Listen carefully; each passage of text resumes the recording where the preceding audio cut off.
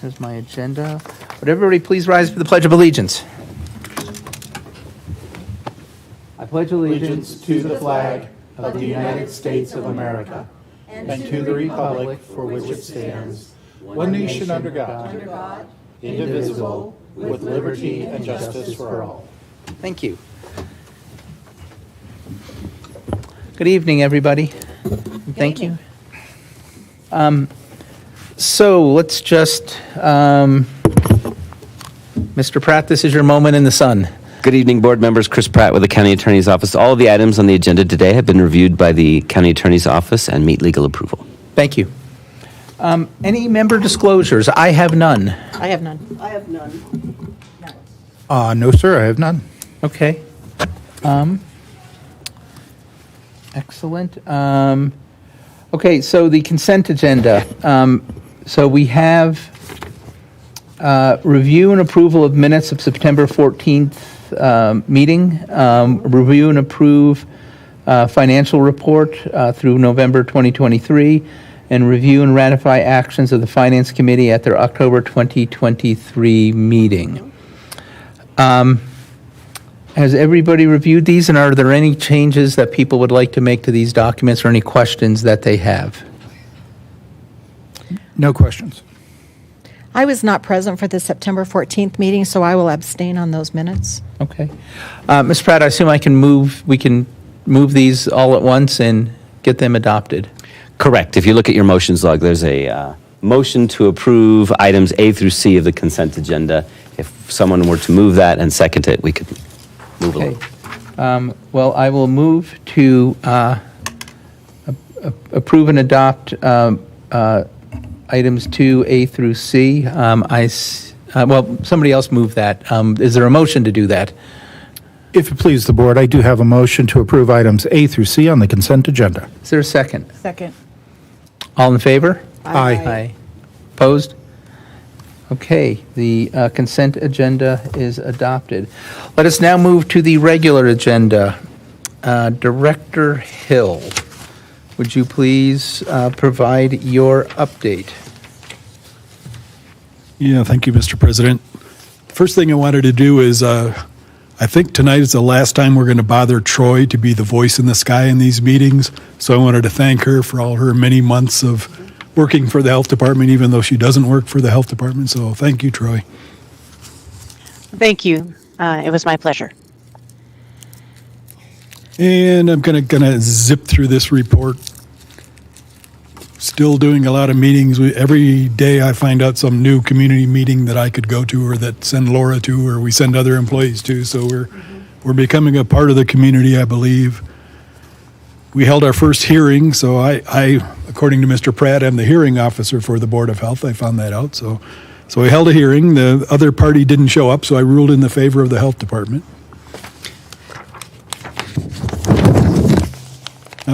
Last time we talked about the academic health department relationship with the Colorado School of Public Health, and your board members were okay with that, so I signed an agreement. There's no financial tie together of this. It just says we agree to work with them, they agree to work with us, and we'll do good things together. So that's going to make it possible, I think, for some of our staff to attend coursework and classes with the university, and for the university to send interns and students here to get experience in public health. So I think it's a win-win for everybody. I went to the American Public Health Association meeting in Atlanta where it was cold and rainy. Thank you. We held a luncheon for our employees, a holiday luncheon. Then I did find out that if our organization joined the Public Health Association as an agency member, it cut our employees' individual dues from $235 to $75 a year. So I counted up the number of people who are members in our organization and found out that it was cost effective since we're paying their dues anyway. So now we can get more people involved. Still doing the Opioid Council, Homeless Initiative, Metro Denver Partnership for Health meetings. Opioid Council.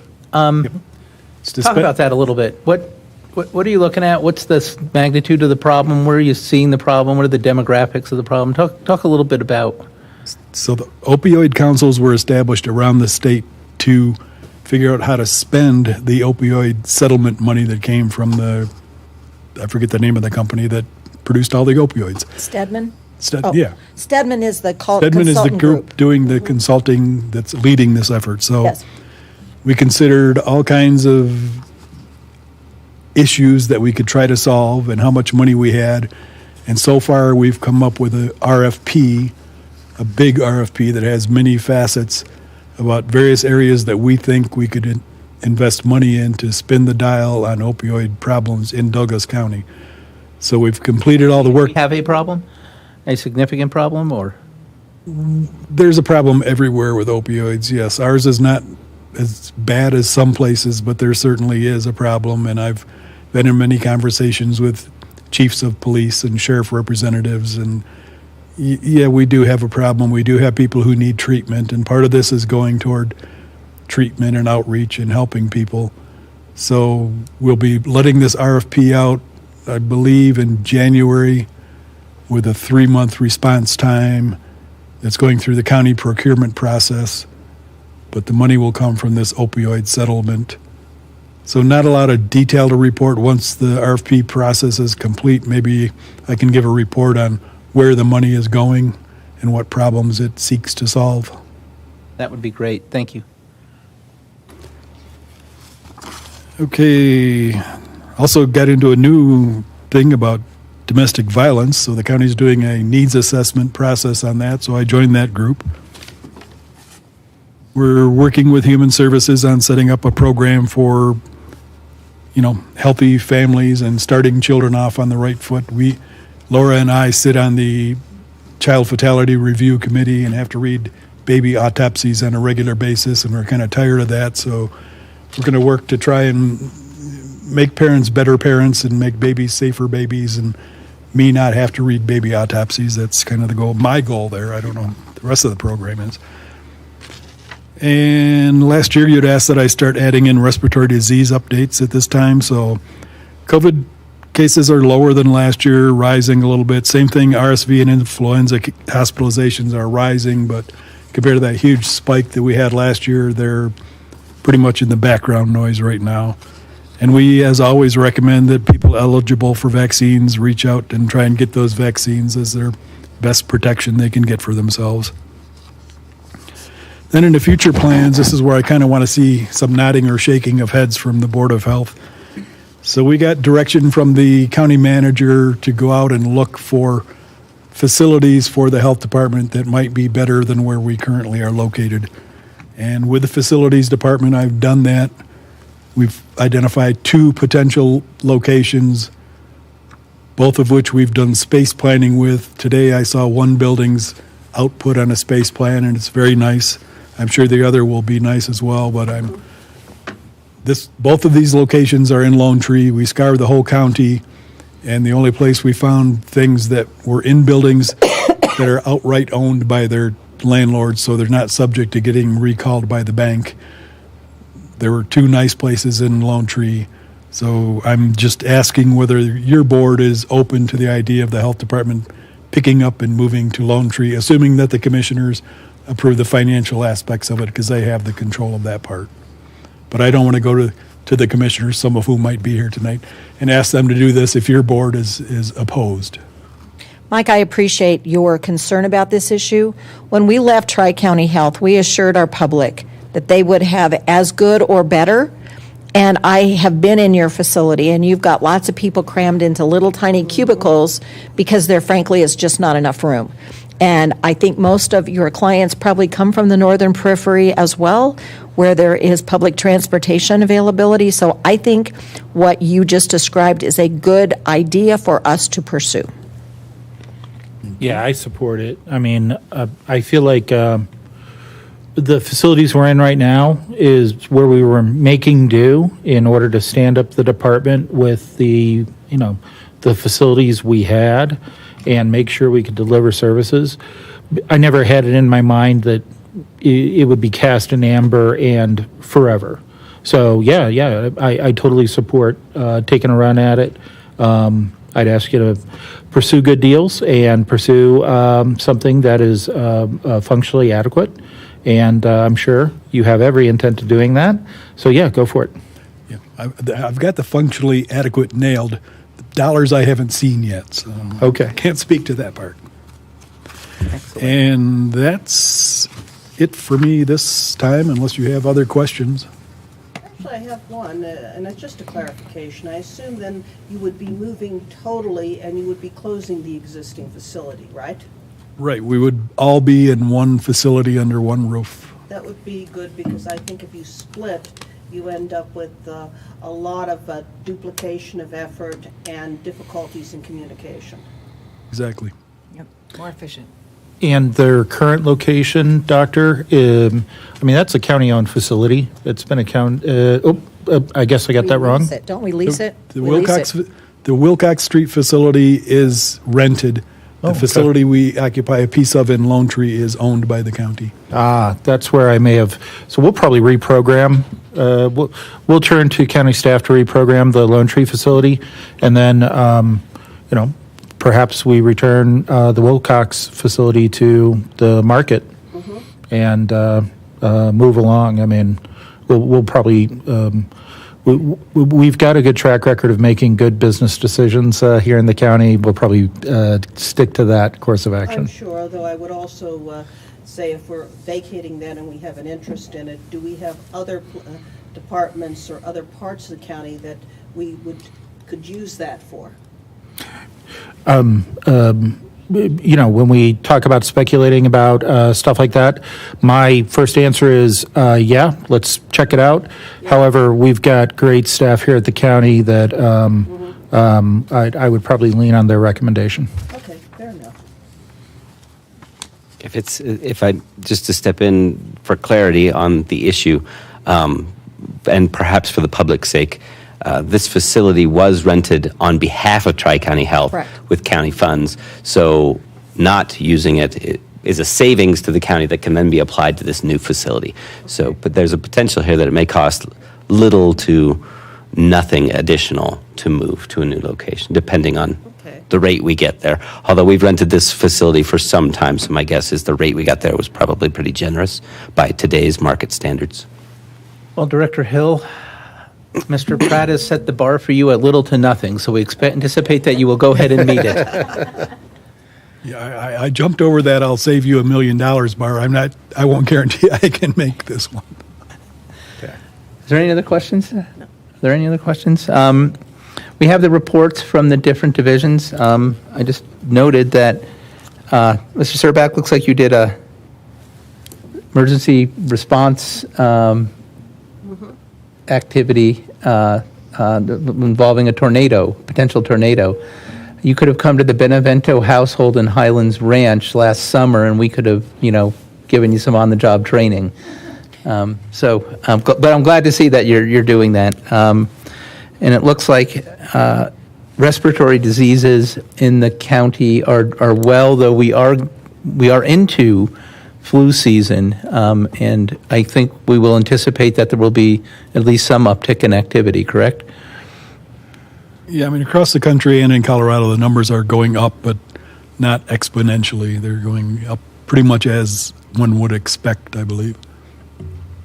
Okay. Oh, there's one thing I would ask. yes. Have you gotten any information from the CDC yet about that unusual respiratory illness that people are getting, prolonged coughs, that is not RSV and is not COVID? Because there apparently is one that has been tracking through the country, but they don't have a viral identifier yet.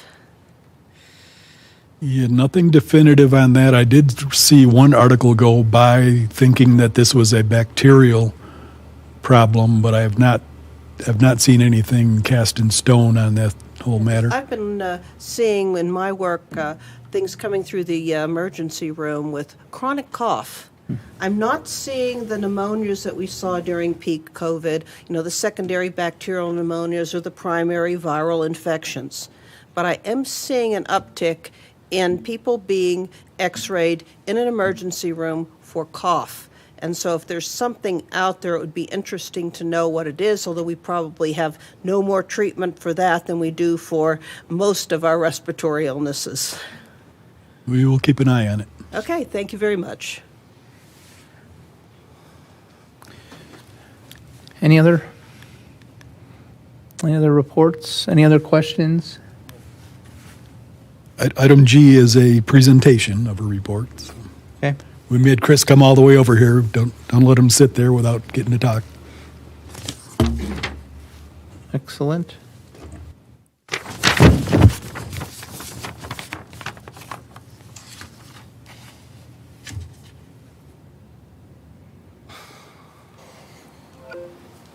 Okay, so good so far.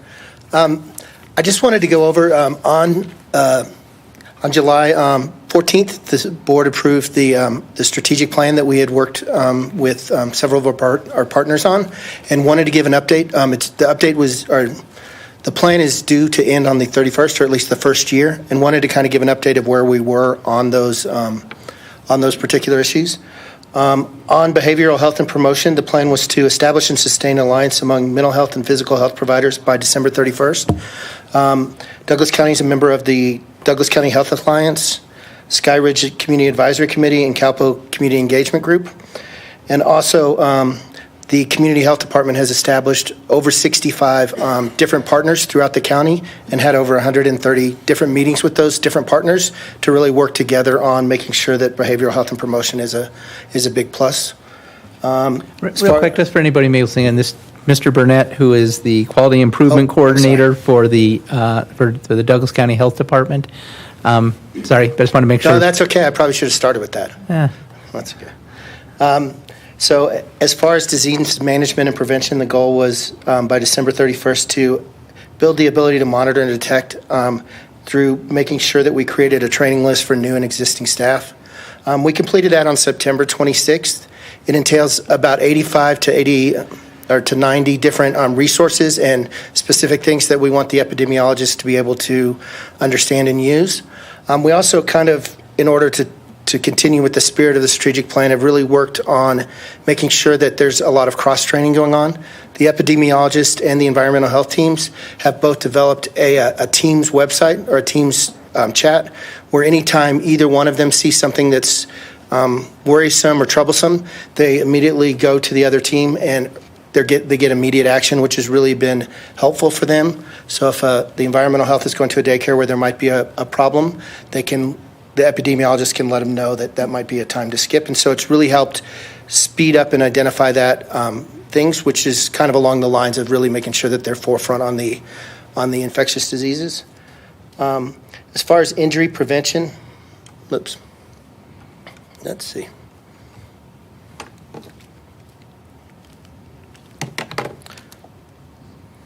All right. So as far as injury prevention, we've been working with the Douglas County Mental Health Initiative to really make sure that there's leadership on both sides. Laura and Director Hill are on both of those steering committees.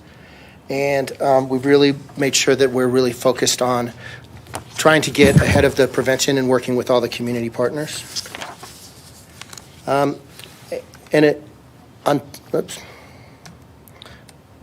Internal processes was another area that we focused on. The plan was by December 31st, we would create a workforce development plan. We completed that in the 1st of November, around the middle of November. And the plan really focuses on ensuring that we work to train and give any needs that our staff needs. We did 2 different surveys. One was a state-sponsored survey, which measured core competencies of people who are working within the department based on the state standards. And then we did an employee satisfaction survey, which really focused upon how the people felt in the areas that they worked on. The next step on that is that we will meet with the leadership team and come up with a plan. By the time we get the plan together, we'll be basically ahead of the strategic plan for the next couple years, because we'll get the areas of focus together and then put a plan together and start implementing it right away. So that'll get us a little bit ahead of where the strategic plan is for that, and hopefully help focus on really getting the people the training and any additional needs that they need. The other part of the internal processes was to maintain relationships with both internal and external partners. We have, from an external standpoint, the Community Health Department over the last 5 months has had over 50 different events throughout Douglas County, focusing on large events like Starlighting or the county fair, and also smaller events. Of those events, about 20% of them have really been focused on the senior citizens within the county and looking at the aging population and providing resources and anything that they might need for that. So, that's a good focus within 5 months to get basically 10 community outreach events a month is really a good accomplishment by that team. And then the last thing we wanted to really look at was quality improvement, performance management, and financial controls. We worked with Laura Kessner in the IT department to get a new performance tracking system, which will be up and going. We started our training on it on December 7th. So we should have that in place by the middle of January to really track performance. It also has a feature which will help us track accreditation to get the department on the track to get accredited within the next couple years. We also, from a financial standpoint, monthly, we reconcile the budget, and they actually have to reconcile 3 budgets because there's a county timeline, a state timeline, and then the health department. And they're all on 3 different timelines. So there's a running budget that compares where they are on a monthly basis, on a yearly basis to each of those particular budgets to make sure that everything's in line and on track with what they need to do. And until Power DMS is up and going, we've been tracking over the last couple months any kind of performance issues or any kind of things that need to be, that there's deadlines to, through an Excel spreadsheet, which will all be able to transfer over to Power DMS and really give us a better day-to-day feeling of where we are with any of our measurable things and when they're due, and hopefully also identify gaps of where we're missing things, and then we'll work on trying to get some quality improvement projects to maybe look for what we're missing and then any partners that we might need to work with to kind of identify some of those gaps. So that's kind of where we are as far as the strategic plan so far. Any questions? I just have a comment that I have been to lots of events, and I have seen you there with booths. So, Mike, I'd like to thank you for really working to integrate the health department into our communities. I saw you at the Pride event. I saw you at the county fair. It is really good that you are getting into our community, and I just want you all to know that we all appreciate that. So thank you. Yes, thank you. Are there Thanks. questions or comments? So, Michael, okay, this is an update on the strategic plan and how we're meeting the objectives that set in the strategic plan. And so when did we adopt that strategic plan? At the July Board of Health meeting. Okay, so we're doing it, and we'll assume we'll review it or revise it or update it when? So you should get quarterly updates, and I think each year we'll look at the strategic plan and see if it needs a refresh, but the plan is not to have to do a full rehash of it for at least 3 years. Yeah, but I assume, so as we've, for example, I noticed under internal processes, we're looking at employee retention, getting employee feedback. That is probably something that that you would be reviewing and updating the plan to continue, because that's kind of an ongoing process. That's not a hey, we crossed this, hey, employee retention's great, we did a survey, great, and we move on. That's an iterative process, right? Yeah, a lot of these things will probably be on the strategic plan 10 years from now. Right. I mean, they're But new objectives will be added. yeah, we want to do this by this time, so we'll Right. keep moving the goalposts Yeah. forward. And for all of this, that's kind of what we'll be doing. So we have the strategic plan, but the strategic plan continues to be updated as we hit goals or we develop plans, because then as we develop plans that arise out of the strategic plan, what we want to do is then put metrics in there to measure how we're doing and then we need to establish those metrics. I guess the point I'm making is that we will continue to, that strategic plan is a living document, and it is, that we will continue to revise and update as we get done with different activities, or we adopt new, or we get done with different activities. Yeah, it's meant to be a continuous quality improvement thing. Okay, So that's- we're, no matter how wonderful we might be on any given day, we want to be better tomorrow. And that's the way it's planned. And all of this, and I've given Chris kind of a stretch goal that by the end of 2025, I would like us to be nationally accredited. I'll, of course, come and ask the board to formally say that's what we want to do, because the accrediting body, which I'm part of, will want to see that the board said they wanted to be accredited, not just me. But, yeah, I think we're well on the road to being a well-ranked healthcare organization. Excellent. Good news. Okay. Any other questions, comments? Okay. Okay, we have, then we'll move, thank you, by the way, thank you. Sorry, I didn't mean to just sort of turn away from you. Thank you, that was helpful and informative, and I assume there will be a lot of stretch goals in your future, so.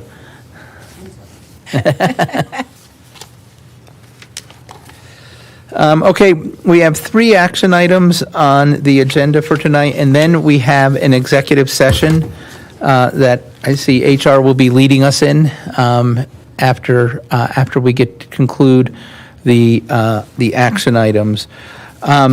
So, Director Hill, why don't you walk us through the first 2? I think are important, but are probably not going to take up most of the conversation. I think the third will. Why don't you walk us through these items, and then we can take public comment and move on.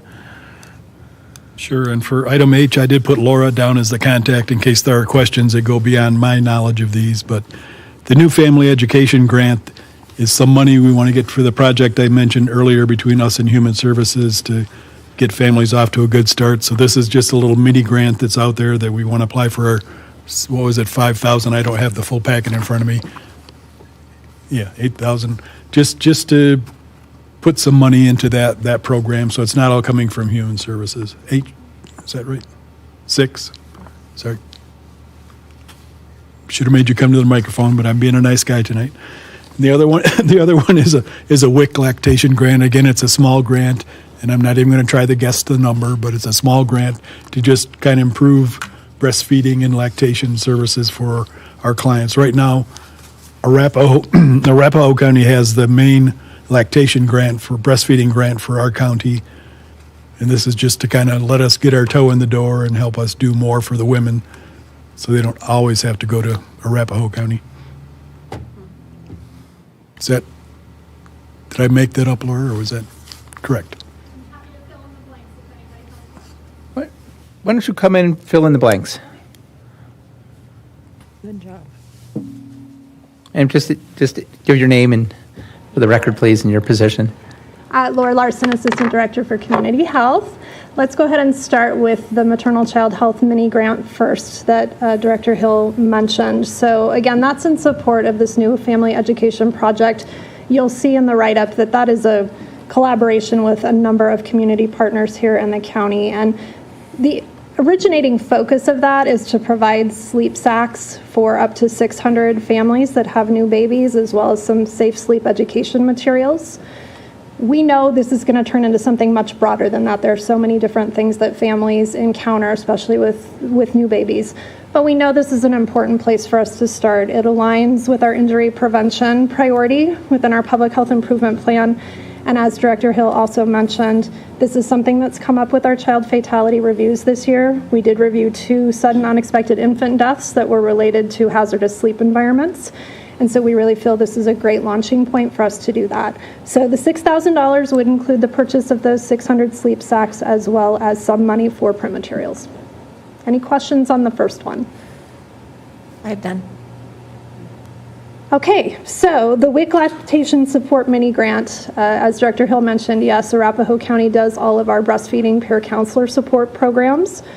Currently, we are not a large enough WIC agency yet to do that on our own, but this funding is one-time funding that CDPHE received, and they're offering it to all local public health agencies with WIC programs to support staff education, to support resources for families. So it could be milk collection bags for breastfeeding moms, nursing pads that are reusable and washable, resource and reference materials. And that's really what we're looking at with that funding, is to make sure that we can get staff adequately trained so that when we do have the opportunity to do some expansion, we'll be ready for that. And in the meantime, that we're also offering really high quality supportive breastfeeding support services for our family.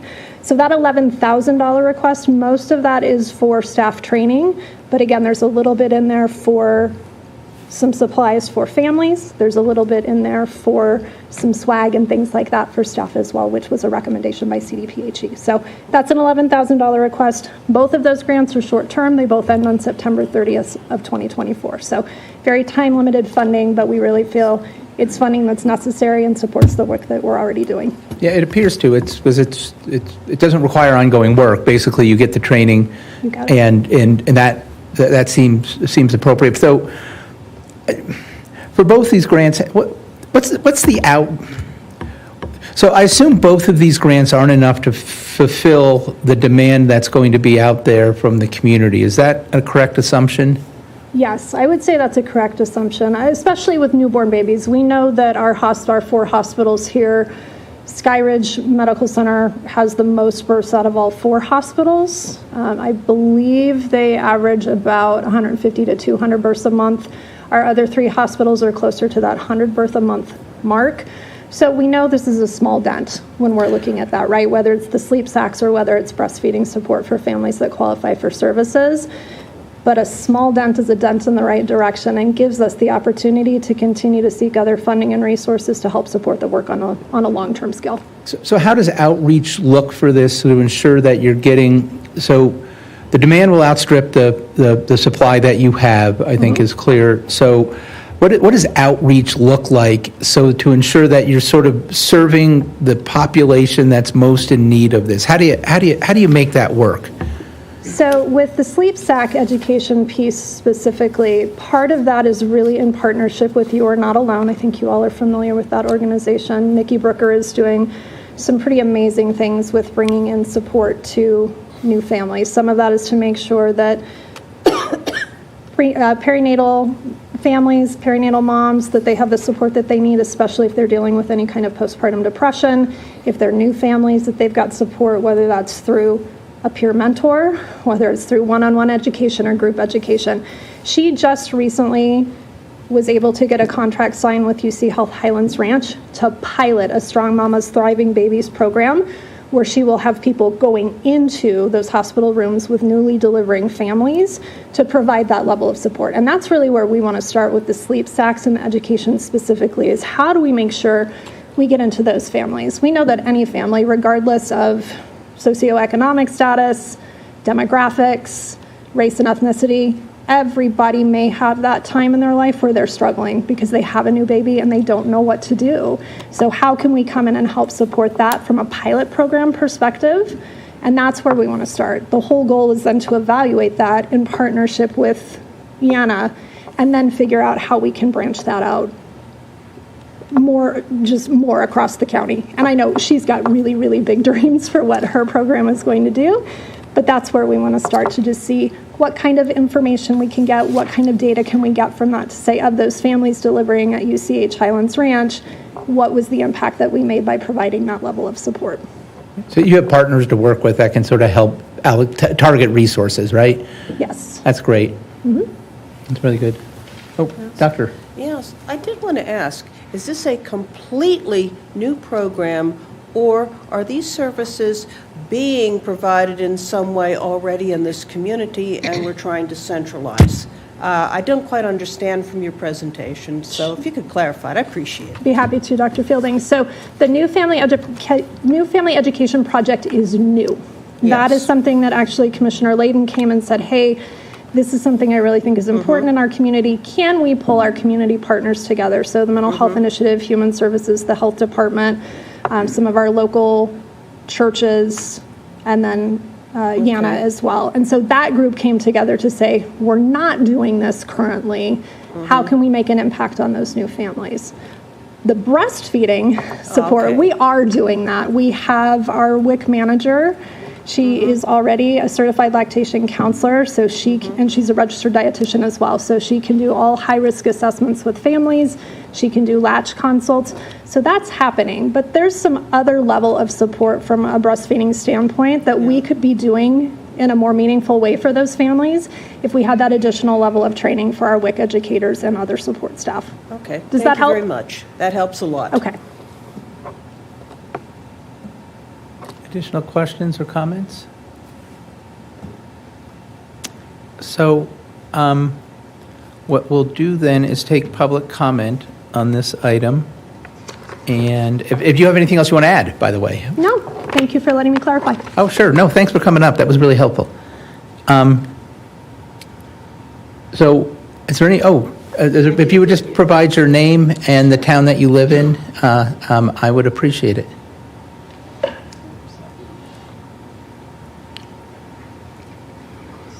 Pardon me, I'm sucking on a lozenge because I just got the flu Sunday night. So if you really look at the news today, we have a 200% increase in the flu.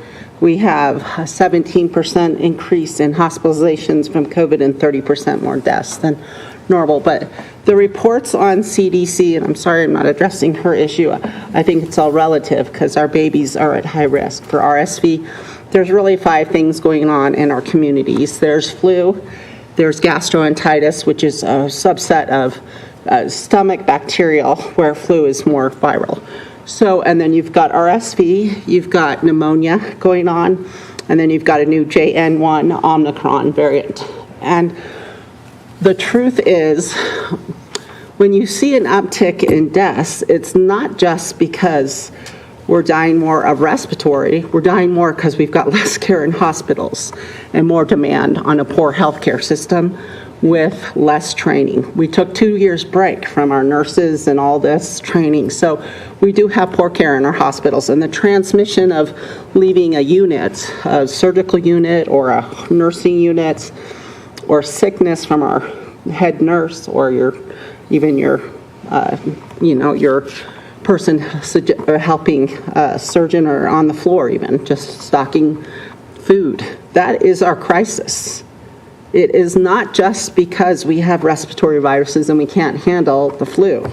I got over the flu in 2 days. I got it Sunday, but I know how to deal with it. I had my own daughter she was in an iron lung, intensive care a year, and she came home to me in an iron lung on oxygen, 2 liters for 3.5 more years, who got RSV, pneumonia on top of respiratory, cardiac, and pulmonary. You're talking, these are difficult situations for the hospital load. And so I think the best thing to do is, as we're watching, and I've talked to many people in my own church that their kids have the flu, and it is brutal, and then you're passing it around your family, and it's contagious on surfaces, it's viral, it goes in the air in cold weather, it's just very it's unbelievable transmissible. And as we have singing things and Christmas, you're talking, this is massive crisis. I don't say to the extent of COVID, we've kind of know how to handle it. It's more massive because we have less good care.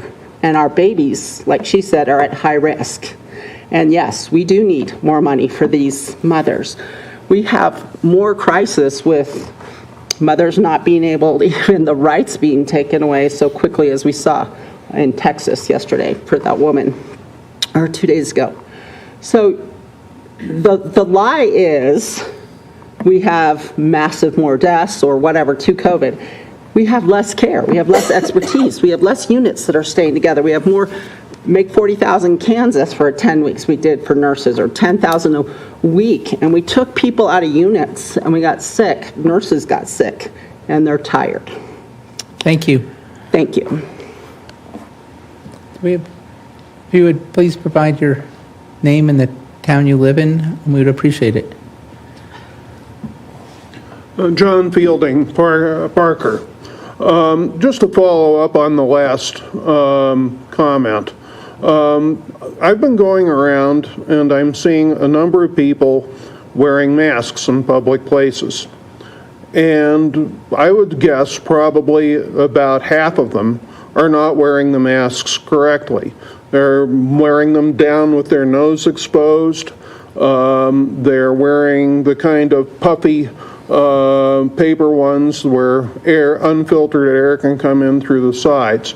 I think if people are going to wear masks during this flu season, for whatever reason they want to wear them, I don't much care why they want to wear them, but they should at least be able to go someplace to get advice on how to wear them correctly and what kinds of masks provide real protection against viruses and what kinds of masks don't.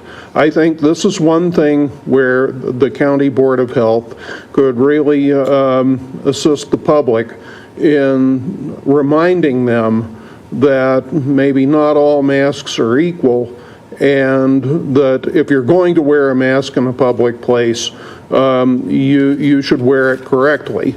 And you also probably should change it frequently. You shouldn't be wearing the same one all day. And when you dispose of a mask, you should treat it as medical waste and not just throw it on the sidewalk or in a parking lot.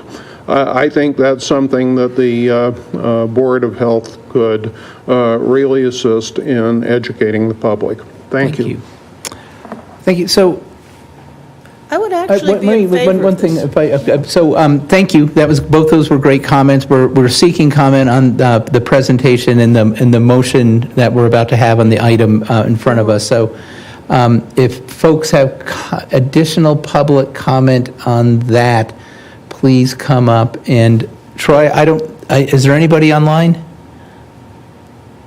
I have no online comment regarding this item. Thank you. Now, Dr. Fielding, let me turn it Yes, to you. I do have one comment that I think it would be very useful for us to just have a link on our site to a web page that just gives common sense recommendations for masks. And I think that would be relatively easy to do. You know, what is recommended for viral, what is recommended for bacterial, and please don't throw them down in the parking lot. And, not saying I'm taking a position on wearing them or not, but just to have the information available. Thank you. I would also say Actually, we're going to go to a motion, if you would let us do that, please. So let's move, I would seek a motion to move the approval of DCHD application for new family education grant and WIC lactation grant. So moved. Do I have a second? Second. All in favor, say aye. Aye. Opposed? Okay. Now let's move on to the next item, and this, Director Hill, is on you. Yeah, so since the Board of Health Finance Committee met, we've had $65,781 worth of additional funds for immunizations and public health preparedness, where they were existing grants and contracts, and they just gave us an increase because they had extra money, I guess. So we're not supposed to accept funds or apply for grants without the Board of Health's permission, so that's why we're bringing all these to you on a sequential basis as they come in from the state. We appreciate that, Mike. Thank you.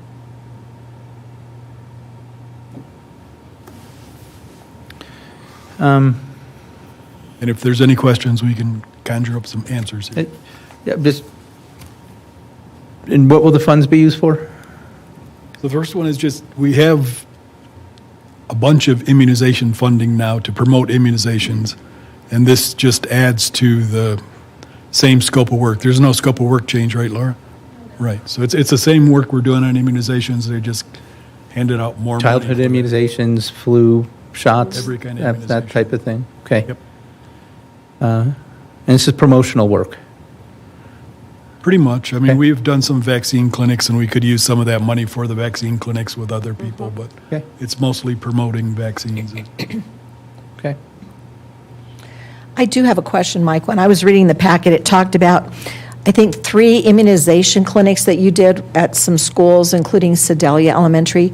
Do you notify the parents ahead of time that you're going to be there so that they can be there with their kids, or send some authorization to get that in for their kids? Yeah, I mean, the parents were all there with the kids. This isn't like a kids just walk out of class and go get a shot. These were special clinics where the parents had to sign up and bring their kids there. Thank you. I just wanted that on the record since it was in the packet. Thank you. And then the other grant is our, emergency preparedness, John's work. They had another extra few dollars laying around, and they increased us up to $343,976 for that preparedness program. Cool. Do we have any questions on either of these grants? I don't. No question. Okay. So let's move to public comment on this grant proposal. Is there any public comment in the audience on this grant proposal? Please just come up and give us your name and the town you live in.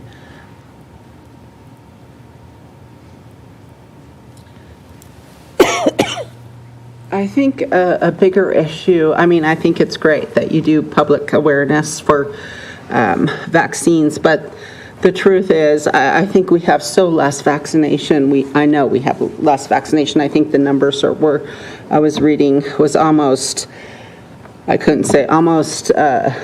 wish I could say I would make a false statement.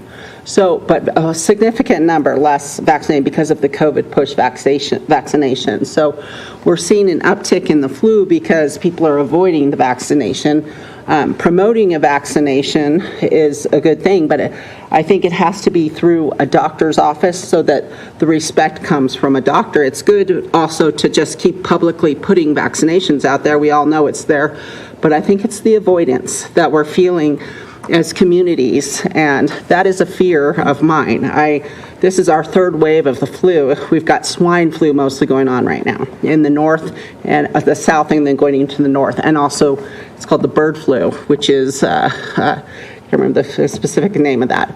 But we went from the influenza, Spanish flu, to the Russian flu, and now to this third flu, and they become more significant only because of the lack of vaccination. So public awareness is so critical, but pairing that, like you said, going into schools and maybe putting more emphasis on actually getting the vaccination instead of more public awareness, just going in and putting more emphasis on doing it, if that's even capable. I don't know if that is. I'm presenting it, not even questioning what you're doing.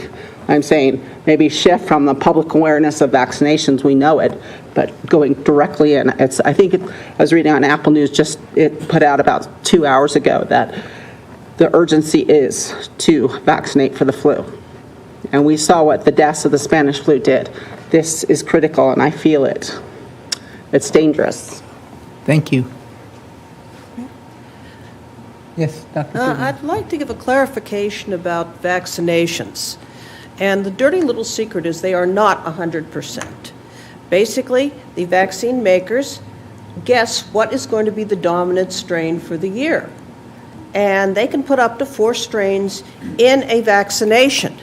But that, at best, is only, when you get a vaccine, a 30 to 70% protection. Now, it is protection. I am for that. But just realize that this is not a perfect world. And there are different types of vaccinations. You can have a bivalent, you can have a quadvalent with 4 different pieces in it. So it's a little more complex. But again, vaccination is an important piece of public health. Thank you. Yes. Thank you, Doctor. Can I respond to that? Because Okay, go ahead. Thank you. Let us move. So, if there are no other questions or comments, and Director Hill, anything addition you want to add? No, sir. Okay. So I'd request a motion to approve DCHD acceptance of funding allocations from the state that were received after the October Finance Committee meeting. I would seek a motion. Okay, I give a motion to approve. Okay. Is there a second? Second, I wish to speak in favor of the motion. Okay. Well, thank you, Chair. Thank you, Mr. President. The only thing I would comment on is the fact that I just ask us all to remember when this board was first formed And we took on the responsibility to bring on Health Director Hill and charge him with forming this department. And a lot of the criticisms that were out there were, where are you going to get the money? How are you going to fund it? How in the world is Douglas County going to go off on its own and do this? And now, obviously, we've been up and running for over a year now. And, thank you, Director Hill, for bringing us these opportunities for additional funding. That kind of answers a lot of the criticisms that, of course, we were all privy to during the formation of this health department. So I absolutely speak in favor of the motion. We have a motion, we have a second. All in favor, say aye. Aye. Aye. Opposed? It is passed. Okay, now we're moving on to our third and final action item of the night. Review and consider or give direction to regarding public health order as it applies to housing migrant persons in Douglas County. Director Hill, why don't you walk us through the order? I'm certain there's going to be questions because I have some and comments. So why don't you walk us through? I'm sure people have read it, but why don't you walk us through, sort of explain, how there's a bunch of different ways this could be approached, and explain how we are approaching this issue, how the current order approaches the issue, and what the need is. Okay, so, the impetus for this was Denver Department of Human Services accidentally, they claim, placed some migrants in a hotel in Adams County a couple of months ago without any knowledge of Adams County or its health department. So Adams County Board of Health put out a very similar order to this.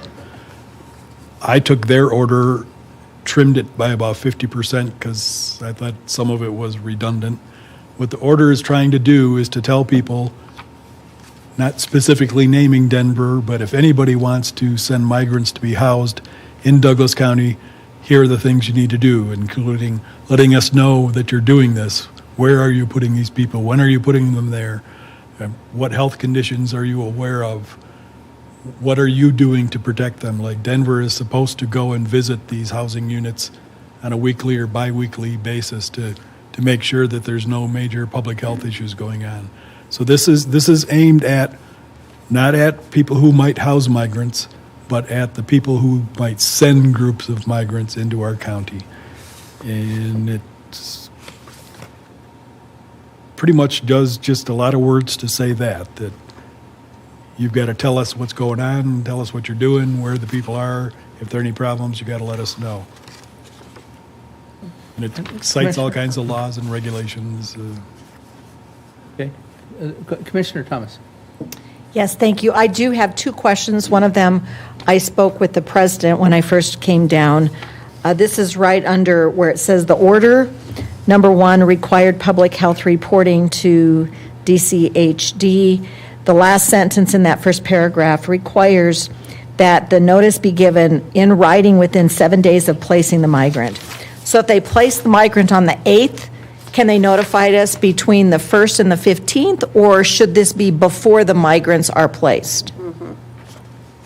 Ideally, it's before, but this was written in reaction to a, oops, here's a bunch of migrants, sorry we didn't let you know kind of a situation. So that's why it said, if you're going to sneak by us and put migrants here, you have to let us know within 7 days. But I think in here somewhere I stuck in an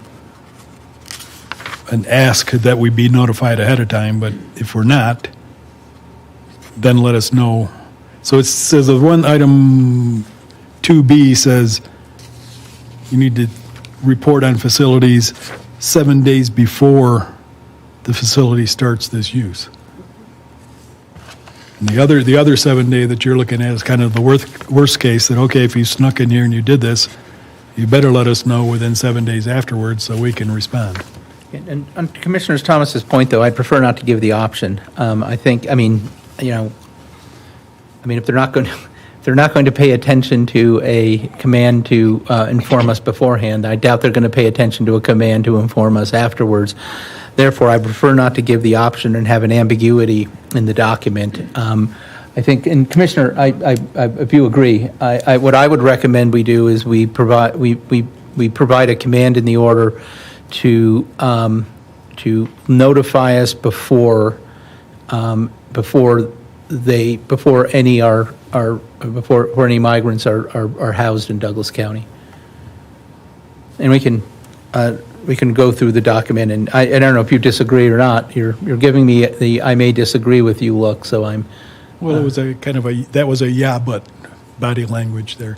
Oh. So, I mean, we still need to make sure that we have something in there for the things that we discover accidentally after they've already happened. So we need to make sure the wording says you better let us know ahead of time, but in case somebody snuck through past us, that if you don't, I'm just trying to put more roadblocks and more opportunities for us to enforce.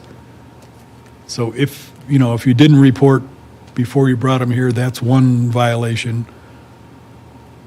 Okay, so Then if you upon- don't, if you Right. still leave them here for like weeks and weeks and you never report, that's another violation. So upon discovery that they failed to report, then they have 72 hours to report. So the way I would suggest we do this is we have a clear and unambiguous command in the order that you shall notify us within 7 days.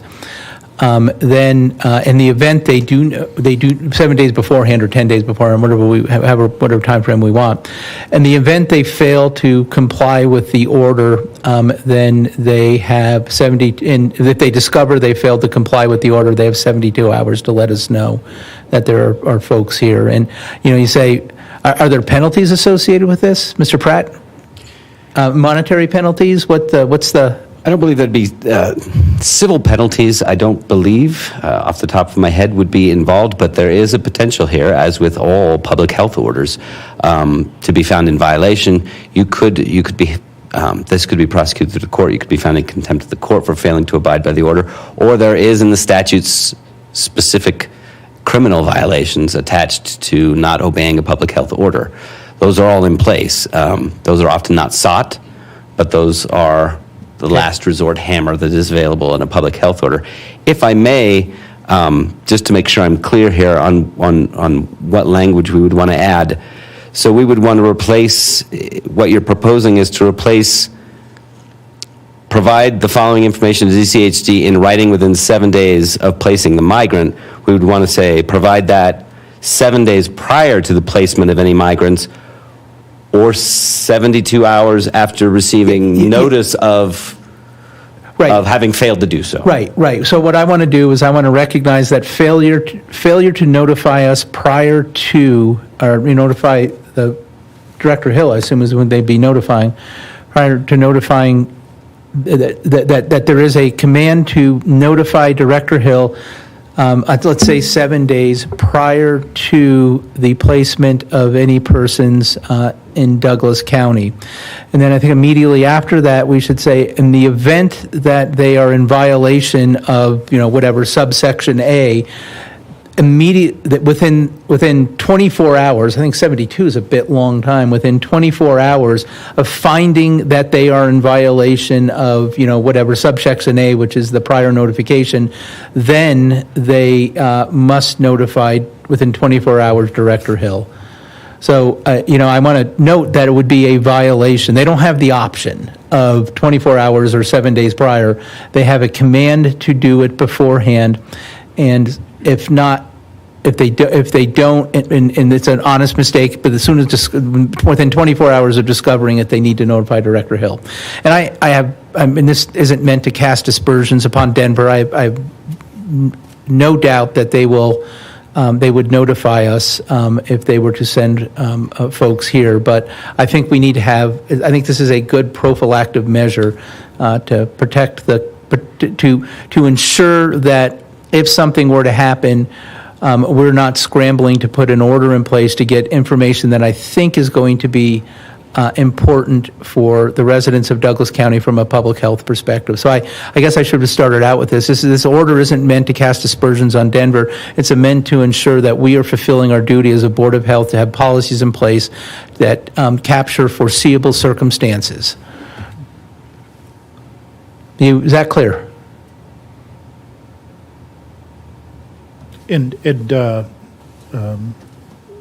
Director Hill and Counselor, do we think those are changes that could be made rapidly if direction was given to have the Public Health Director issue this order? I guess I'm trying to understand your question. If we approve the order here tonight, is it possible to have the director begin enforcing the order? Is that your question? No, more along the lines of the president had just given the president had just given direction on how the public health order as written could be modified. I actually agree with those ideas, and I guess I'm concerned about, my concern is with the legality, because if we pass the public health order this evening, but with the modifications, do we feel like that can be captured as given and become a part of the public health order? Or would the request be to authorize the public health director to take the direction from the president of these changes, but authorize him to pass an amended public health order, and then he can issue it? I think you could do it both ways. You have some discretion there. I would say probably the clearest way to do is if you want to make changes, perhaps a short recess or to table this item until after the other item to give staff a chance to revise it as indicated if the board wishes. The board as a whole, at this point we have 2 affirmative board members. If the board as a whole would like to see that language change, we could make that language change, present a health order that has that language change in it. If the board accepts those changes, they can approve that with those changes, and then it would be very clear exactly what the board wants. Otherwise, there's some potential disconnect. Let me make an alternative suggestion, and it's subject to it's subject to it being a dumb idea. Why don't you take notes? Because you know what we're getting at here. We can point to the direction. So I think there's going to be a few changes. What I would suggest is that you take notes, that we list the changes, if there are any other changes to this order that we want, and then we just go through the amendment process. I think it's simple, and then authorize you to amend the document. I think the quickest way to do this is going to be for us to suggest the changes, discuss them, make sure we're clear about them and where these changes need to go, and then you adopt, then we adopt the changes via amendment and then pass the order. And that way, I just think it moves more quickly that way. And I'm subject to folks here saying, no, we don't want to do it that way, but I'm just trying to think of what's the most efficient way to get this done. And I don't think we need to slave over the exact language. I think we can give you the exact language, and so long as you understand it, then you can amend the order. You have authority from the board to amend the order as consistent with our direction. Absolutely. The board could approve this as amended if there's agreement about the amendment. Yeah. Are folks okay with that? Yes. Commissioner Teal, you? Yeah. Okay. I thought you could go either way on this one, so I was looking at you. Yeah, I have to say, President, I mean, my concern is you had said that this is probably just good practice as a prophylactic policy measure to make sure we have it, make sure it's in place, because, as our public health director had mentioned, this was in response to a situation between the city and county of Denver and Adams County. But then we've seen another situation in Aurora. And I know there are people out there, and I've had at least one person tell me, this will never happen in Douglas County, you're too far away. And I get that. I think there is some logic there, but we are a metropolitan area.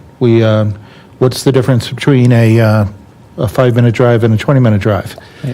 So I do believe we need to get this passed, and I do like your ideas that you had articulated, And so I would be interested in seeing this passed this evening, amending, as you suggested, of a 72-hour, perhaps even a 24-hour notification requirement.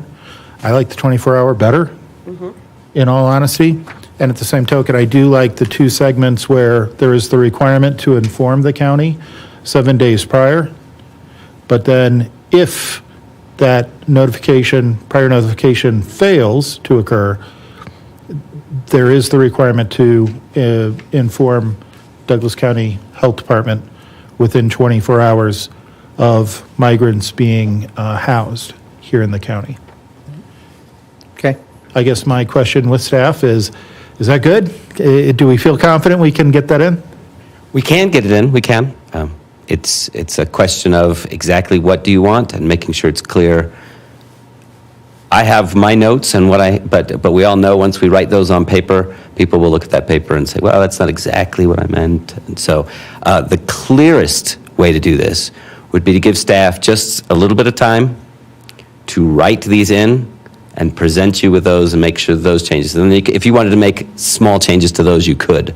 But it is up to you. There's discretion here. I'd actually prefer to go the amendment process. I think what's going to be,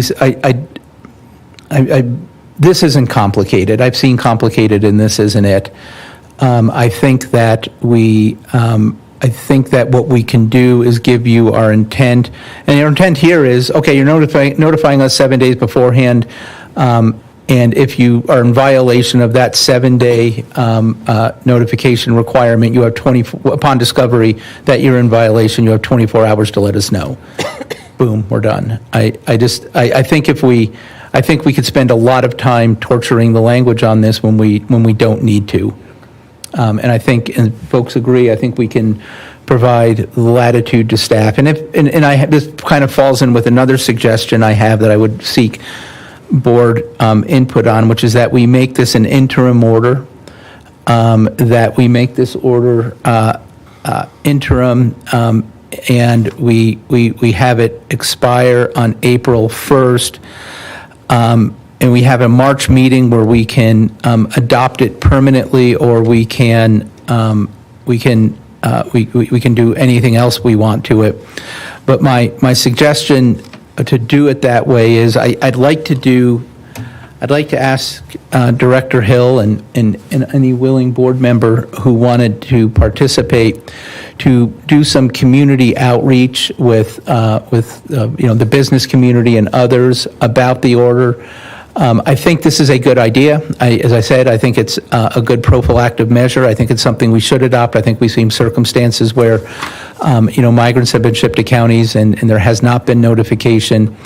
I also think that a county stakeholder process to discuss this, to talk even with other folks, the sheriff, to talk with, the hospitals about, okay, here's the order. Do you have suggestions to it? What do you think? Are we missing something? Would be important. So I think making this interim forces us to come back in the March meeting, get a report from Director Hill on what he's heard, and then we can adopt revisions as necessary based upon the feedback we receive from stakeholders in the county. And so I'd make that suggestion, and I would throw it open to the board to see if that is something that would please the board if we were to adopt it. Yeah, I think that's perfectly reasonable. I think, again, I think there is a degree of immediacy for this public health order, while at the same time, much like we were discussing with continuous improvement within the department, it should be something we should seek, outreach, public input on, business community input on, and refine as necessary, and more specifically, even if it's not refined before the April 1st expiration, as you preferred, Mr. President, allow us to, get that input that could lead to refining a reintroduction of this, perhaps at our March meeting, that could supersede and, become become permanent. Yeah. I think that's the goal, is to make it permanent. I think what this does is it forces us to reconsider it in the March meeting. We have to do it at that meeting. And then we know there's a timeline by which Director Hill has to, establish perhaps a subcommittee of board members to assist in that outreach. And on this one, I do have language for you, Mr. Pratt, that I can share with you. So the one would be an interim order. That's simple enough. 2, it would have an expiration date of, let's say April 2nd. And then 3, we would have language as having a subcommittee. And Commissioner Thomas. I'm fine with that, and once we're done with that discussion, I do have another whereas that I would like to consider taking out. Okay. On page 1, under findings, the third whereas. And what this says is, whereas there is sufficient cause to believe that the city and county of Denver or an entity acting on their behalf could house migrants in facilities located within Douglas County. I don't know that there is sufficient cause to believe this. I have spoken with the mayor's director of outreach, used to be the Lakewood mayor, Adam Paul, and he has assured me that there are no plans and there will be no plans to move migrants into Douglas County. They know we don't have a shelter to bring them to. They're not going to just put them on a bus and bring them down to the event center and drop them off. I've spoken with Mr. Hill, and Mr. Hill, did you indicate that you also have heard from Denver they have no plans to bring people here? Yeah, I think they were a bit embarrassed by that Adams County situation. So I got from the people I talked to that they did not have any intention of letting that happen again. It's my understanding that in Denver, where they brought the migrants, the one side of the street was in Adams County, the other side of the street was in Denver, and they didn't realize that they were in the Adams County side. Be that what that is. This is an accusation that we don't have evidence to support. I think it's better to work with people than to make accusations about people, and I would like to see this whereas removed. Disagree. The reality is there's only one real source where here in the entire state where migrants could be moved into Denver, because there is no busloads being dropped at the event center. These are acts of policy by Denver, and there never would be a busload from Denver dropped off at the event center. What it would be is a busload that pulls up in front of the courtyard in the Meridian area and drops them off there, and with proper business arrangements made with the courtyard, I'm sure, because that's exactly what happened in Adams County. And even if it was a matter of, well, one side is Denver and one side is Adams County, then how do we explain the same incident in Aurora, where it was not a case of the hotel being on one side in Arapahoe County, and on the other side of the street is Denver County. This is a pattern that is developing. And, I know Adam Paul as well. I've known Adam Paul for years.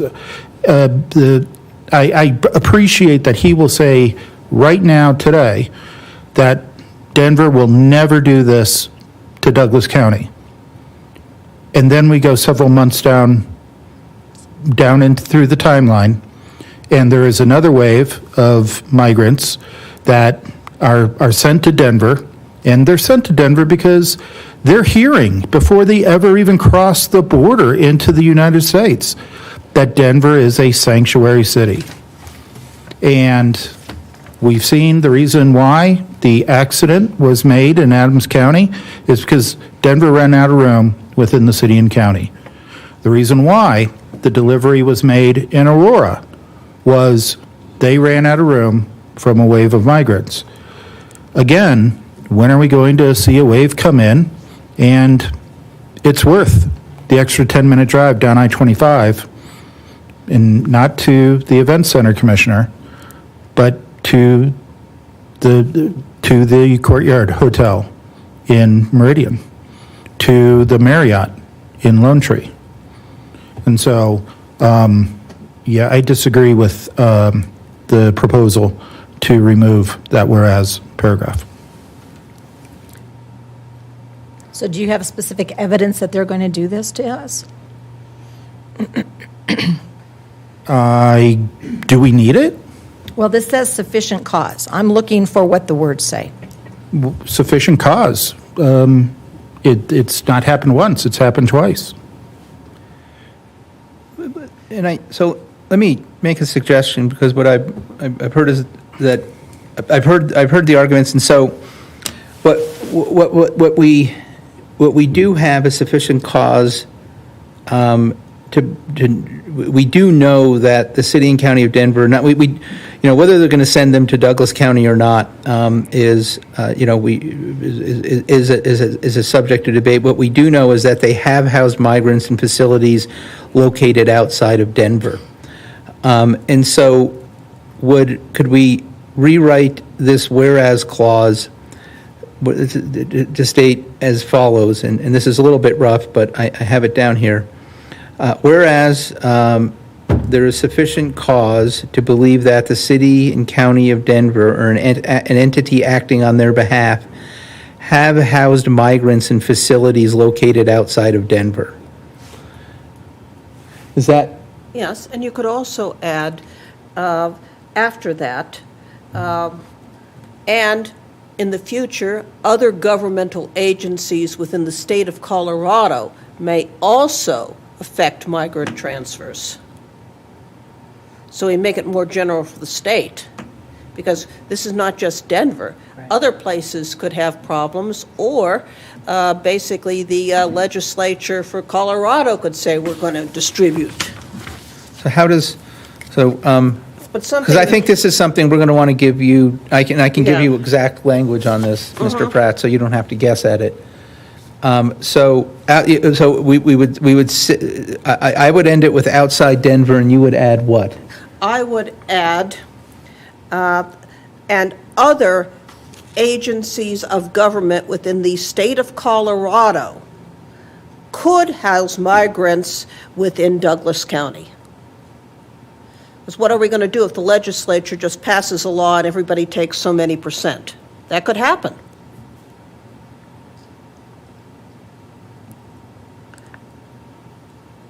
So we're using basically Denver as a specific incident of what has happened, but we're also looking more generally to what happens if our legislature or our state gets overwhelmed. Okay. In Douglas County. So let me read this back. Hold on, we're not taking public comment. All right. So we're gonna go ahead and work up here, and then you'll have your opportunity. Okay. Okay, so here's what we have on that. Whereas there is sufficient cause to believe that the city and county of Denver, or an entity acting on their behalf, have housed migrants in facilities located outside of Denver, and other state agencies could house migrants in Douglas County. Yes. That's what you're looking for. Okay, let's open that up for discussion. So now we got language, let's open it up for discussion. I like it. I mean, I think obviously we are seeing Denver not do this not just once, and the once could have been an accident, but we're seeing it twice. So it's starting to show a degree of premeditation. I do like Dr. Fielding's amendment as well, though, where we do catch all, because it could. There is, I'm sure, within the realm of possibility, another government agency that could follow the suit. And why do we think they could follow suit? Well, Denver did it. So I think I think those are good amendments. It preserves the value I saw in that whereas paragraph, while obviously I put it to my colleagues on the board to decide if it addresses the concerns expressed by Commissioner Thomas. I think it mitigates a little bit of the direct accusation against the city and county of Denver, because it is a fact. Yep. And we're using that as a fact, and we're saying that this is a broader problem. And so that approach, I think, does not specifically target Denver. Yeah, I concur. I think you're correct, Doctor. Kim? I also agree. I think that that's a little more global and inclusive. And we could just delete the portion of City and County of Denver and say any agency. See, there's sufficient cause to believe that Mike, that And I think you're getting on it, Mr. President, that, Kim, when we talk about, there is sufficient cause to believe that it is the city and county in Denver that has done that. And I think it's, as the doctor said, it softens the accusatory language, but we kind of got to preserve the city and county of Denver in there, I think, just because it identifies the cause, the motivation of why we would do this. Yeah, I think it gives a specific fact. They did, this is a fact. They did this. And so mentioning that they did this does not mean we're accusing them of anything. We're just saying this is what they did. And so other people could do this too.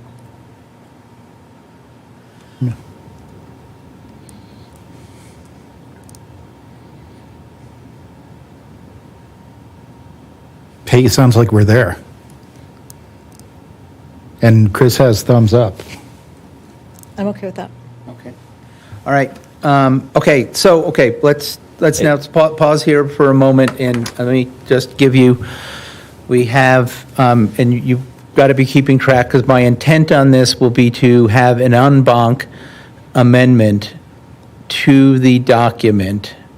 So we're not going to go in and vote on each different amendment. We're going to vote on all of the amendments together. So let's just make sure we understand what we have at this point. Which, Mr. President, so then a possible motion would be to approve the Douglas County Health Department Public Health Order regarding housing migrant persons in Douglas County as amended, effective immediately, expiring April 2nd, 2024. Is that kind of sound like the kind of motion in order to pass this that you're looking for? I think,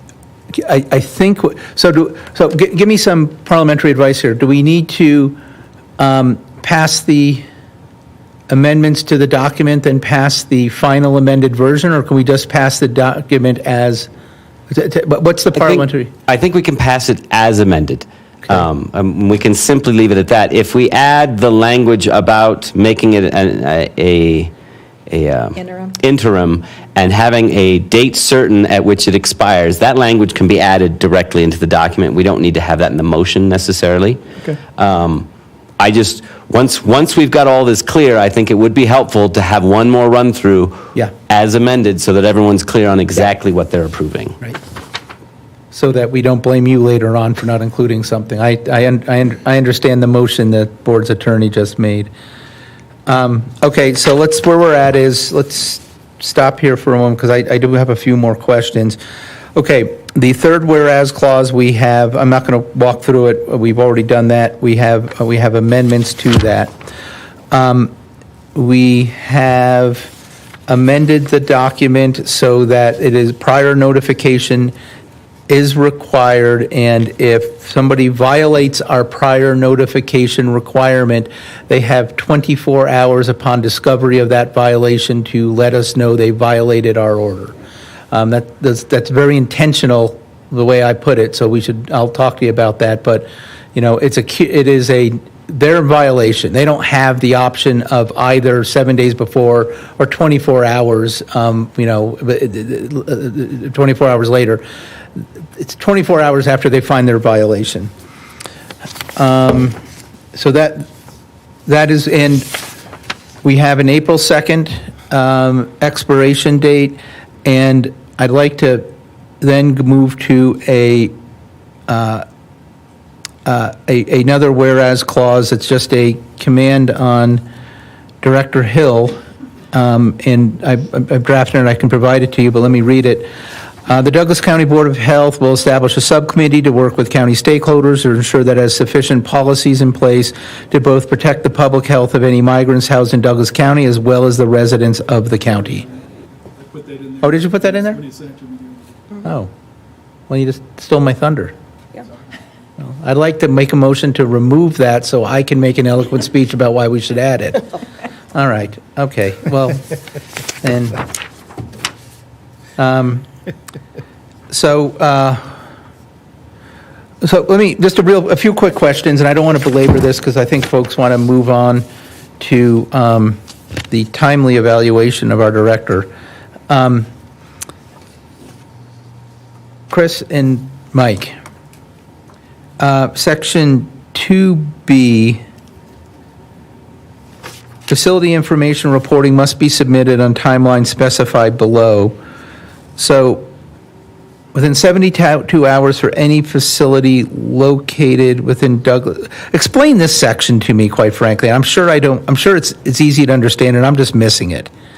What does this say? Who is responsible for reporting it? My intent, you're the attorney, so you can tell me if I communicated my intent. My intent is this is aimed at whoever is sending the migrants here. It's not aimed at the courtyard. It's aimed at Denver or Okay. Weld County or whoever sends migrants there. The onus is on them. I wasn't putting an onus on our own business owners. Okay. Second, then,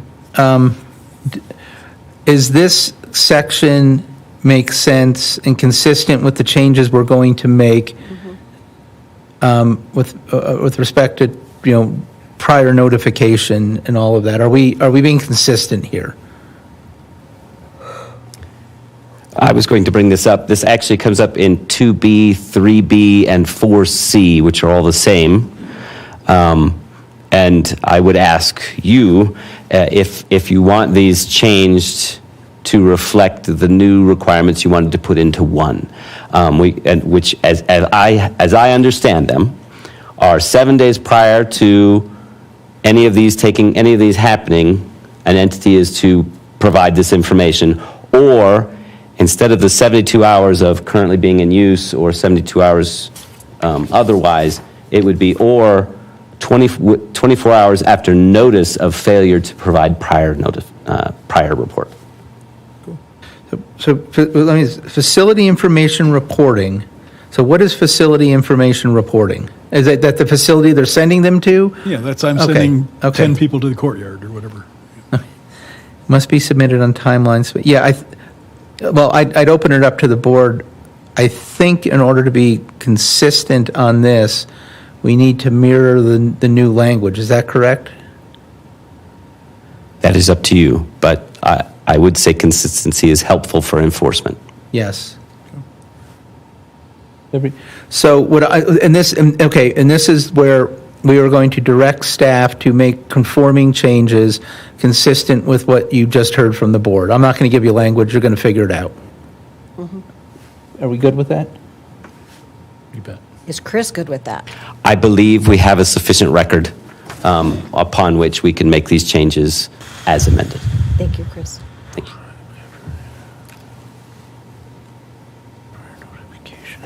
Okay, so, sorry, I'm just looking at my notes.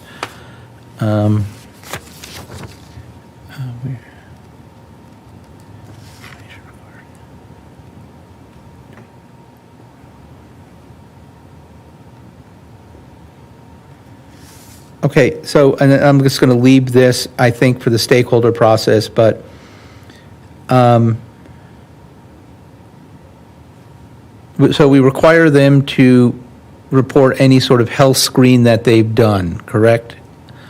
Okay, so basically they'll tell us if they have somebody, and here's the concern that's kind of on my mind, is something like, vaccine-resistant TB, But they're required to report that to the health us by department. state law. Yeah, to us or to that state health department?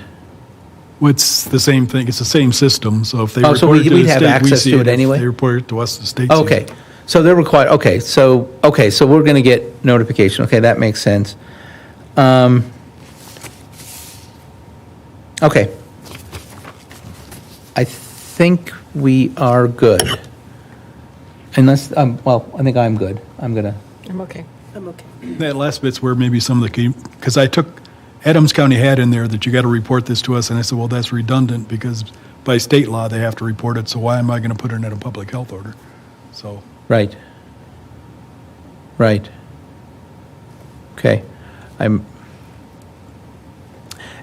Okay, and the hospitals have access, everybody has access to that information, right? So, well, the hospitals put information in. I'm not sure what kind of pull they have as far as, All right. because it gets into confidentiality. all right, okay, this is why we're going to have a stakeholder process, so we don't have to sit here and torture through all of this. Okay, so, Mr. Pratt, why don't you read what you understand you're supposed to do? The amendments to this public health order as presented tonight will include a change to the third recital, which will state, let me get this right here. I have language for you. I've got it. I want to make sure I've got it right. There is sufficient cause to believe that the city and county of Denver, or an entity acting on their behalf, have housed migrants in facilities located within Douglas County. No. Outside of Denver. Thank you. Correct. Outside of Denver, in facilities located outside of Denver, and other government entities within the state may also do the same in the future. Okay. That's the third whereas. That's the change to that. Yes. The other change will be a more global change to all of the notice requirements within here in Section 1 of the order to include subsections 1, 2, 3, and 4 that will state uniformly among them now that all of these reports must be provided 7 days prior to the placement of any migrants or within 24 hours of notice of a failure to have made such a report. Those are the amendments I have. And so, a couple other, well, I mean, just, I don't know if it's an amendment or not, but just to be clear, we're turning this into an interim order. We're making the order expire on April 2nd, and we are directing Director Hill to report back to us with a report on the outcome of the stakeholder process no later than our March meeting. And I say no later because we'll probably want to see what you have beforehand. And then there would be board members. It would be great if there was a board member that wanted to participate in these stakeholder processes, but the subcommittee could also just be you. So I think that's clear. So, to be clear, the public health order will reflect, and I'm proposing to put this in the enforcement section 5, Roman numeral 5, that this is an interim order that will expire April 2nd with the intent to discuss whether to continue or modify this order prior to that date. Perfect. Cool.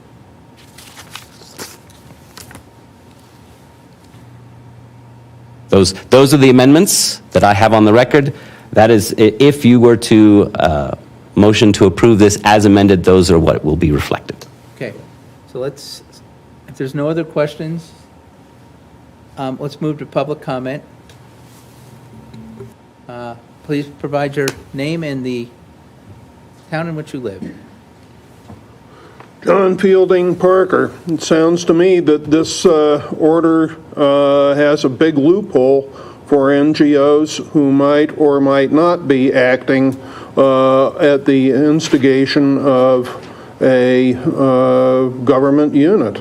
If an NGO decides to park a bunch of migrants down here, in order to bring them under the ambit of this order, you would have to establish that they were working on behalf of a government entity. That might be difficult to do. And so it would seem to me that if you want to have a comprehensive order that deals with people who are going to dump migrants in Douglas County, you ought to have some language in there that addresses NGOs such as churches, activist organizations, do-gooder groups, and what have you.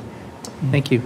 It's a good point, and let me just, because I just want to, so the order is broad enough to capture them. The order reads, to address potential and actual communicable disease and emergency situation in Douglas County, any individual, entity, and/or organization sending groups of migrant persons to be temporarily sheltered in facilities in Douglas County must provide, and then it goes on to what they must provide. So I think that's an excellent point. I think up front, I probably should have set that, established the reach of the order beforehand. It is not just Denver. It is any individual, entity, or organization, which would capture any NGO, anybody.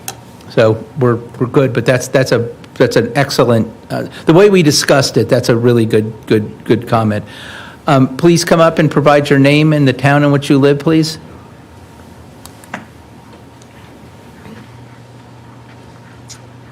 My name is Jill Campbell, and I'm a new resident in Highlands Ranch. I moved in August of 2021. I'm the lucky one that gets to walk the pages of history and see these 10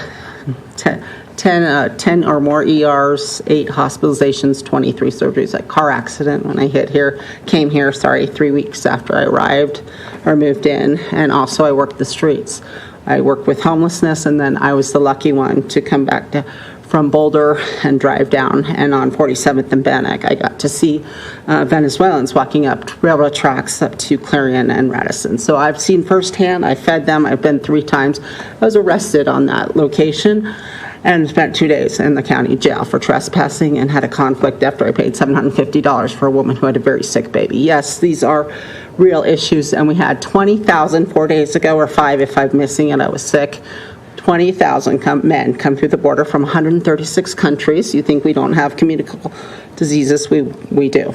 And then we also have, and we're talking Africa, any 136. And then 2 days ago, 10,000 more in one day through that border. And they're coming as rapid as they can come. And we've got in Gaza and floods yesterday, and we've got sickness rampant with diarrhea. And once you have diarrhea and you can't clean it up, that goes rampant. So I think that the amendment should be we will not house, even temporarily, migrants, and that you're going to have to find a solution. We're a little kind about this issue. As you see, New York's being overtaken, and now we're flying them back to Venezuela. We're required to house, feed, give them jobs, and yes, they should have jobs. That government won't give them visas to work. And who supports them? My tax dollar. We're up to $32 million in Denver and projected $100 million. If you didn't see nightly news, I think it was Saturday night, Abe Layden was on talking on nightly news, and Mayor Johnson. That was a beautiful depiction of our county commissioner, how he represents us right in front of the Douglas County. I don't know if any of you missed that.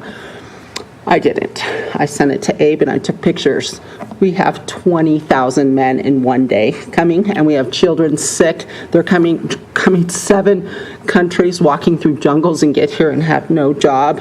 I mean, from warm countries. Venezuela is pretty warm, and come here on the streets. I saw 3 children looked into my eyes. A beautiful 1-year-old girl, as the man hosted, put her up to the window of my car, and I looked into the eyes of this child, and I thought they had one more day of their 27 allotted government housing with no job.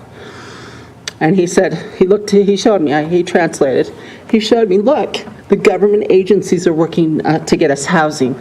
Like Mayor Johnson just moved 250 people into an Aurora motel yesterday, and we have 750 housed as we're displacing homeless people, and they moved them back in. Fortunately, they're unhoused, and they don't have any kind of coordination of food. And now we're going to control with more police officers and crime, like New York, as they're fighting for buffet foods. Like, really, they're fighting for church foods in New York. Did you see that? Thank you. And we need to say no. We are not going to be nice on this. Thank you. Is there any other public comment? Troy, do we have anybody online that would like to comment? Thank you, Mr. President. I have no online comment. All right. I would seek a motion to pass the, let me get this correct, to pass the public health order regarding housing migrant persons in Douglas County as amended. So moved. Have a second? Second. All in favor? Aye. Aye. Opposed? The order is passed. Okay, so now we're going into executive session, and we are I'm sure there's some statement I'm supposed to make that provides us to go If into I could, executive so session. yes, there is a process we have to follow if you desire to go into executive session. And I note, you are not required to go into executive session. This was done in executive session last year. If you would like to talk about sensitive items, such as compensation or perhaps other sensitive matters related to a personnel matter, that may be done in 24-6-402-4F. Allows you to go into executive session for personnel matters with the consent of the person upon whom that is about. And we have him here, and I'm assuming if he does not object, you may go into executive session for that. So, perhaps HR, so what you're saying is we can evaluate them in public. You may. You do not have to go, and in executive session, you can make no decisions.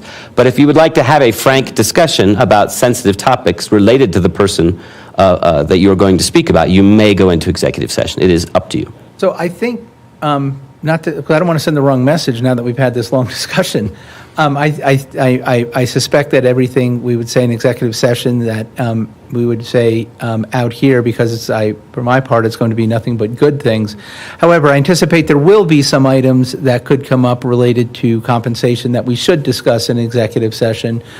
And I would seek the guidance of the board, but I would suggest we go into executive session, and we don't have to do it very long, and then so we can have a frank discussion with HR about how to proceed on some of these items.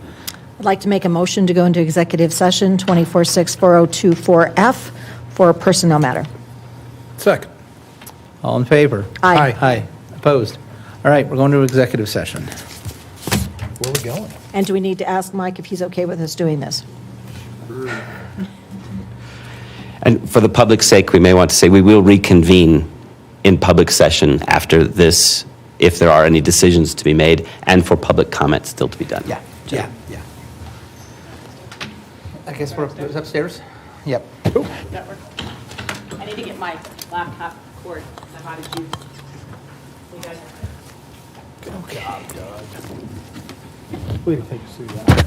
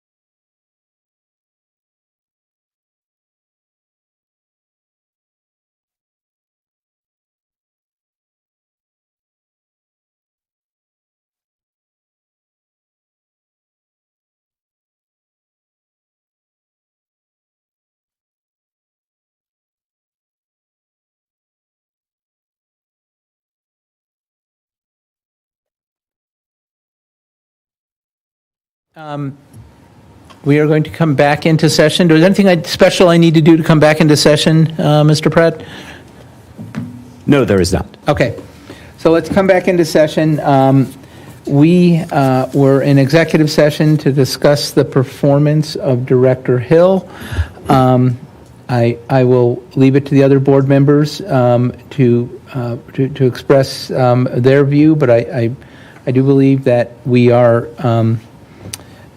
in unanimity, that we are pleased with the work that you are doing, and pleased with the direction that you're taking the department, and pleased with your leadership skills, and so we'd like you to stay. I will open it up to my colleagues to add their thoughts as well. So, Mike, I'd like to thank you for being here. When I made the motion to leave Tri-County Health back in July of 2020, I didn't know what we were going to end up with, but I knew it was going to be better. And you have really exceeded my expectations of where we are. The very few times that we get emails from people complaining, I send them to you, and you tell me, well, they don't understand that we're doing this, or this is available, and we'll contact them and make it right. And you do that, and nobody has ever contacted me again and said, I didn't get my answer, I didn't get my problem fixed. So you are delivering exactly what I had hoped for, a tailor-made health department that provides the services that we need. When I run into any of your employees, I say, how is it going? And no one has ever rolled their eyes or said they don't like it. They like the challenges, they like what they're doing. I read your reports, little things like septic systems that there were complaints on that have been addressed. You're caught up with all of your restaurant inspections that were behind as of March. And so I really don't have things that I'm upset about. You have done a great job. I would encourage you to, having supervised people, sometimes it's hard to address problems, and addressing problems quickly, I think, makes the rest of the department know that their actions are being watched and appreciated. So I would really like to thank you for everything you've done for us. Well, I can just basically say that you did exceed my expectations, and I was quite surprised how quickly you were able to build a staff. You know, hiring the number of people that you did and pulling something together that actually was effective for Douglas County was a remarkable achievement. And I hope that you continue to do that for us, and I would love to have you stay as long as you want with us at this point. So thank you very much for all you've done. I'd also like to thank you for everything that you've done. I've enjoyed not only watching it grow, because you talked about how you were looking forward to having that challenge, and I think you've really risen to that occasion. I also really enjoyed watching you work in the strategic planning process, because I felt like you were really collaborative. You really listened to other people. I didn't feel like there was any kind of unnatural tension. In fact, people were kind of having fun coming up with ideas. I appreciate that you're open and you're really innovative. So, you know, I'd encourage you to still pursue things around career skill building, how we can actually build the health department so it's something a little bit more sustainable for careers as well. And just supporting your staff, like getting them into one functional building where they can really, you know, collaborate even more and be able to communicate more effectively. So I appreciate that. My comments to you, Mike, would be, I feel like you are doing the job we charged you with. I feel like you are doing the job that you said you were capable of doing when we were in the selection process. I think you're keeping your word in terms of the commitments you made to the people of Douglas County. If those don't sound positive, I think those are, I wish people would say that about me, for God's sakes. I do recall during your interview in the selection process, you were asked the question of why would you come here and do this? Your response was that you hearken back to having formed a public health department in the past, earlier in your career, and you wanted to do it again. And you expressed how that was a very rewarding experience, and then you expressed that you'd like to have that with the expectation this might be the final job of your career. You're coming up to retirement age. And so one of the topics that did come up among the board is not that we want you to go away, but we would like to see some succession planning. Just because we know where you are in your career, and we'd like to see over the course of the next year what that looks like for you. No rush. You don't have to get out the door anytime. We kind of rather you don't. However, I think we're all very realistic about the lives we'd like to lead as we get older, and so we'd like to see some succession planning on your behalf for your position over the course of the next year, even if it's only, I'm not going anywhere in the next year, but if I was, this is what I would think, because that's actually what we'd prefer to hear from you, that you're not going anywhere in the next year. That's excellent. So You were going to say something. I was just going to thank everyone for the kind words, and I mentioned accreditation earlier, and my intent is to stay until we're nationally accredited. Okay. Should I live so long? But I mean, that's the intent. But really, I appreciate working with all of you, and when I make a decision on taking a job, I base it on who I would be working for. So I chose to come work for all of you. So thank you. And thank you to my friends and colleagues back here who have sat patiently for hours through this meeting. They're the ones who actually do all the work, not me. Thank you. So before I seek a motion, it's probably appropriate to open it up for public comment. Is there anybody who's left in the room that works for Mike that would like to take the podium to comment on his performance? Is there any public comment at all? Troy, is there anybody online? Thank you, Mr. President. I have no online comment. Okay.